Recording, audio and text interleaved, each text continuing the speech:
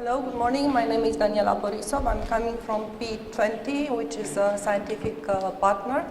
And what you will heard will be an attempt to give some structure in some sort of analysis that we will need in the component 4 to be able to assess the degree of transferability of all those good practices that we have heard about the previous in the previous workshop in Sevilla, and starting from right now, the rest of them. So, as you may know, the component 4 relates to the knowledge transfer and pilot implementation. So what we need? We need a process assessment for describing a successful pilot implementation, meaning several stages, monitoring, validation, evaluation in all the possible and potential implementing regions. So we need to base our analysis on the background information, which already is quite large one. So we have to deal with sometimes unstructured data. So we have to, let's say, to find a balance between the coherence that is needed from a scientific point of view and all these kind of pieces of information that could be very detailed. So what we need is to be able to evaluate the process of proper pilot implementation. So we have aligned our method, the suggestion for method, to the general purpose of DIFASS project. And what we need is to assess the good practices potential to be transferred to other countries or other region.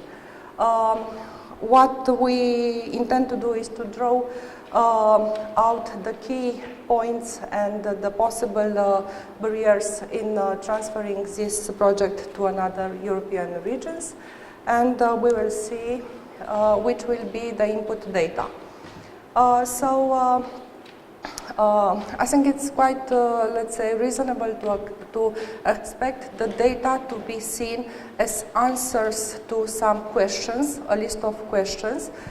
These questions are meant to, let's say, to give structure in a comparison process of all those good practices that we will be heard during the whole process. So, example of this common question are: which are the key strengths of good practice and which could be used to be successfully transferred?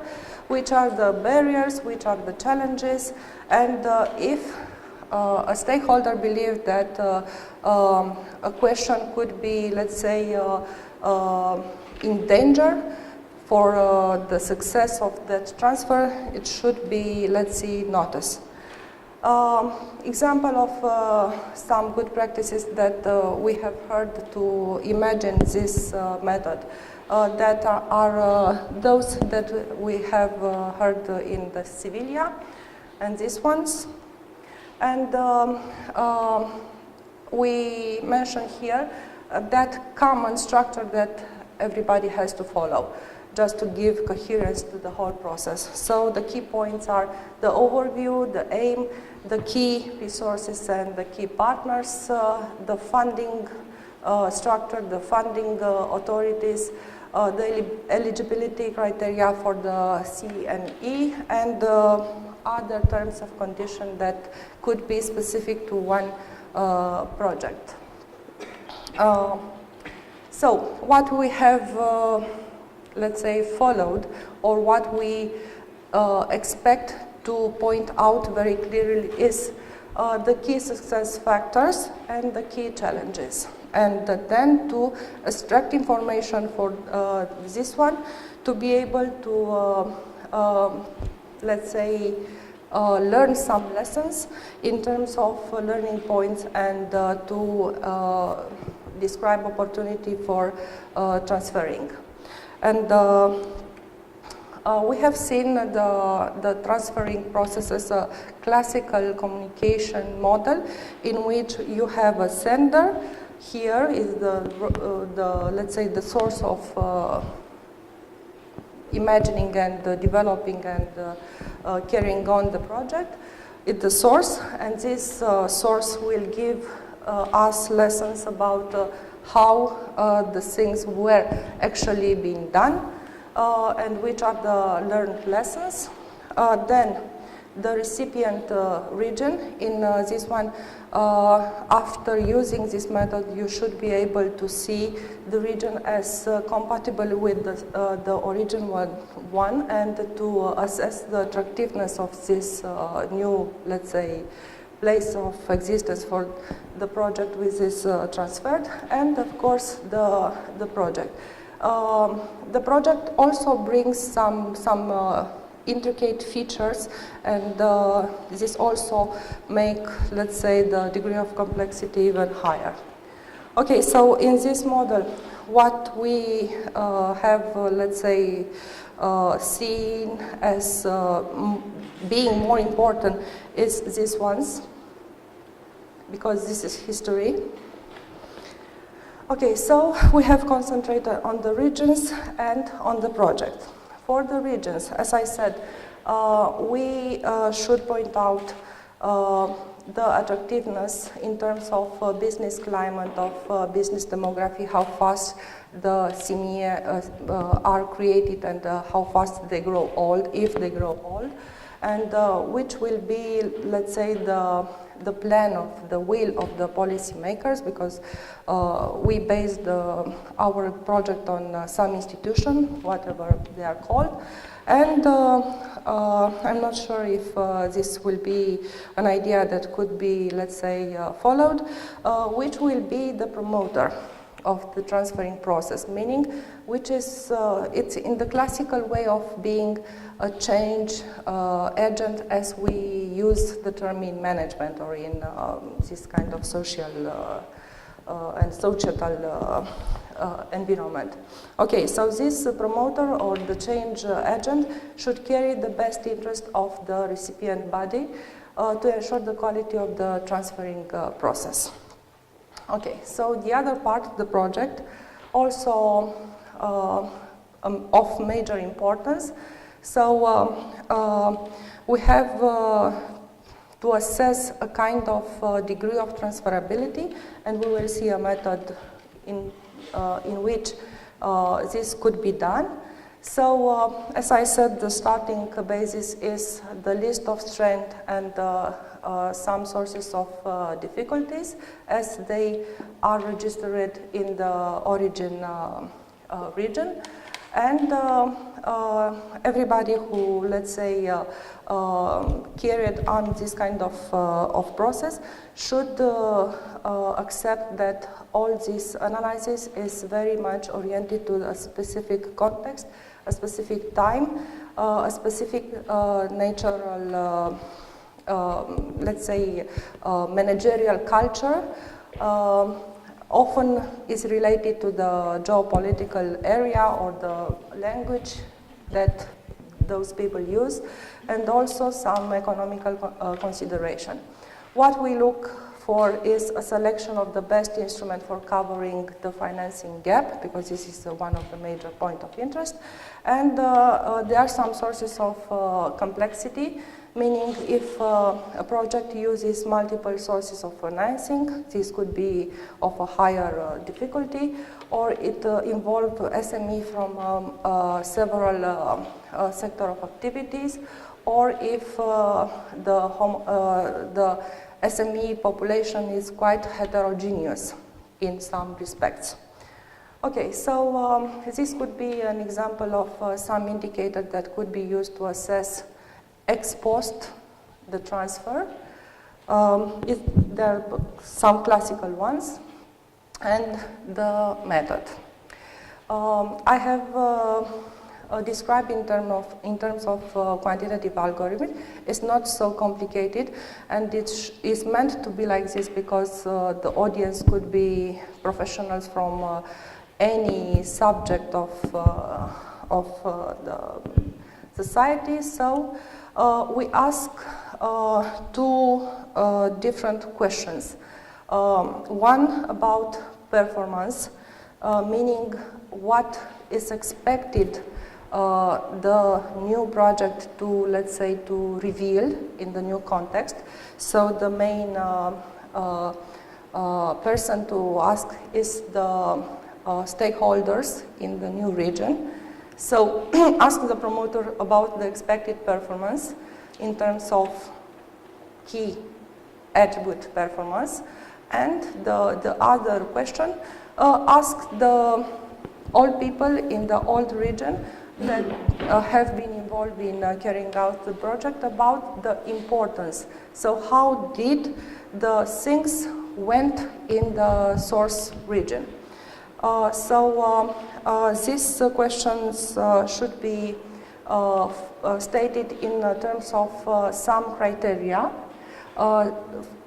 For this list of criteria, let's say a brainstorming session could be organized so that every good practice, let's say, could contribute with a specific criteria, because there are some questions that are not applicable for all of them.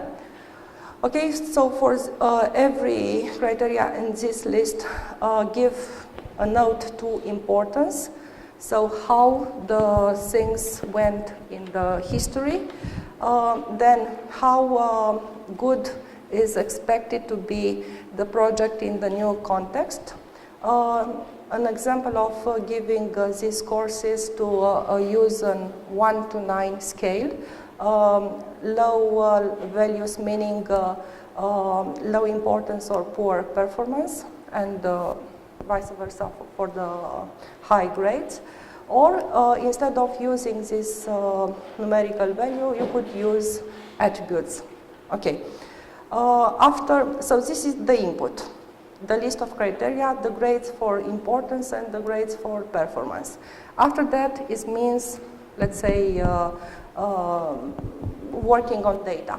The first step will be to calculate the difference between those scores, and the final, let's say, image could look like this, excepting that if the performance is higher than the importance, means that, and this is the green area, that the project is expected to do well.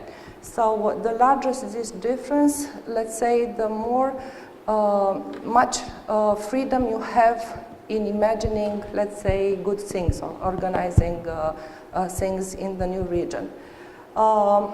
If the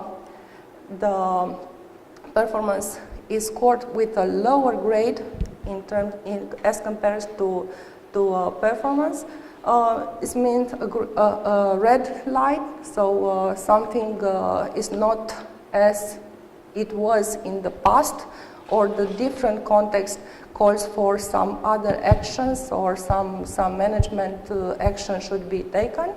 So this is the let's say, the possible success, and this, the red area is the area for attention and let's say more caring action.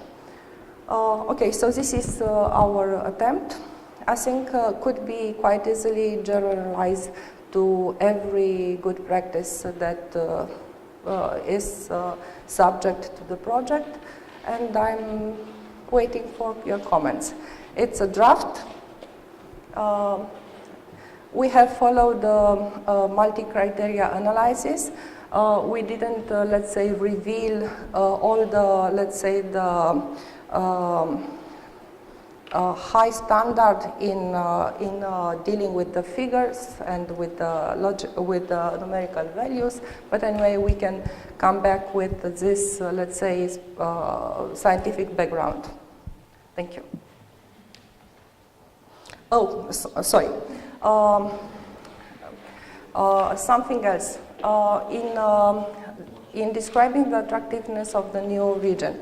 You can use, or somebody can use multiple sources. Set, meaning the Eurostat database, national statistical databases, some professional associations, or some international reports, and some of them you may be familiar with. One of the, let's say, the most useful, I think, is the World Bank is of doing business, or the Global Competitiveness Report issued by World Economic Forum, or some reports designed especially for entrepreneurs. GEM is Global Entrepreneurship Monitor. Also, in the background of this model, there are some, let's say, traditional models in management that we use. One of them could be the Hofstede model. This uses 5 different dimensions to, let's say, to explain the differences in the organizational culture in a specific domestic economy. And for example, I have used Romania versus Spain because we have, let's say, bias by the PIPE project, and these dimensions are the power distance, the degree of individualism versus collectivism, masculinity versus femininity, accepting uncertainty, and the orientation towards long term or short term. So here you will see the differences between these two nations. Okay, thank you.